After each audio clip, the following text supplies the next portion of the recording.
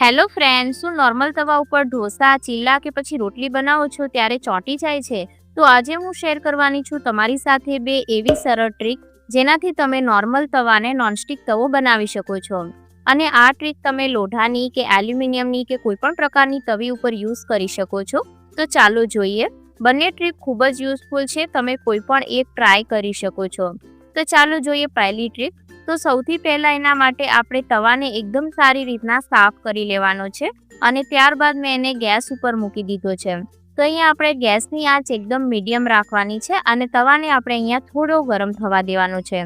માર્કેટમાં ઘણા બધા નોનસ્ટિક તવા છે એ અવેલેબલ છે. નોનસ્ટિક તવા ઉપર આપણે ઢોસા બનાવીએ ત્યારે ચીપકતા નથી, પરંતુ નોનસ્ટિક છે આપણી હેલ્થ માટે સારું નથી અને એના ઉપર આપણે જ્યારે ઢોસા બનાવીએ તો એ ક્રિસ્પી પણ નથી થતા.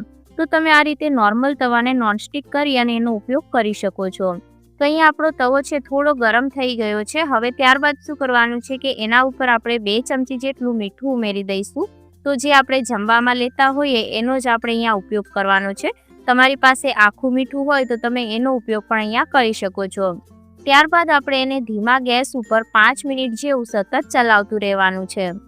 મીઠાથી શું થશે કે જેટલી પણ એના પર ચીકાશ વગેરે હશે એ બધી જ દૂર થઈ જશે અને તવો આપણો એકદમ સારી રીતના સાફ થઈ જશે. ઢોસા બનાવવા માટે તમે નોનસ્ટિક તવાનો યુઝ કરો છો કે પછી નોર્મલ તવાનો, એ મને કોમેન્ટ કરીને જરૂરથી જણાવજો. તો આ મીઠાને છે ને આપણે ફરીથી પણ યુઝ કરી શકીએ છીએ. તો આ મીઠાને આપણે કોઈ પણ એરટાઇટ કન્ટેનરમાં ભરી અને રાખી દેવાનું અને ત્યારબાદ જ્યારે પણ આપણે તવાને સાફ કરવું હોય ત્યારે આપણે આ જ મીઠાનો ઉપયોગ કરી શકીએ છીએ. તો અહીંયા તમે જોઈ શકો છો કે 5 મિનિટ જેવું થઈ ગયું છે. આપણે આ રીતના ચલાવતું રહેવાનું છે અને ત્યારબાદ હવે આપણે આ મીઠું છે એને બહાર કાઢી લેવાનું છે. તો અહીંયા મેં મીઠાને કાઢી લીધું છે. ત્યારબાદ આપણે ટીશ્યુ પેપર અથવા તો કોઈ પણ કપડાની મદદથી જે એક્સ્ટ્રા મીઠું છે ને એને આ રીતના સાફ કરી લેવાનું છે.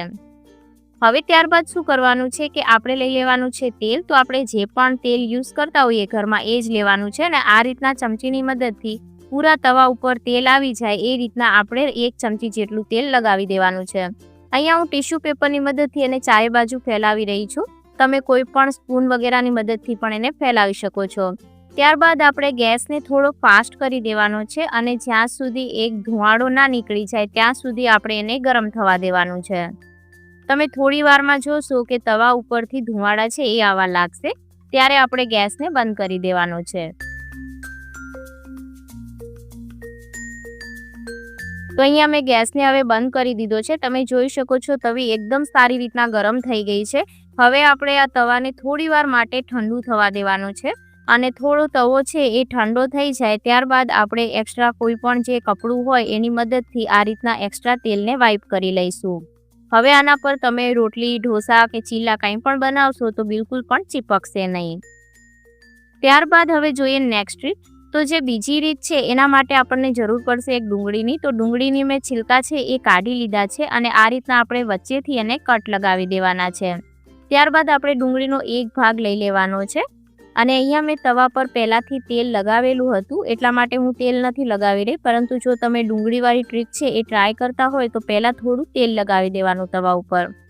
ત્યારબાદ આપણે ગેસને ચાલુ કરી લઈશું અને તવાને આપણે થોડો ગરમ થવા માટે મૂકી દઈશું.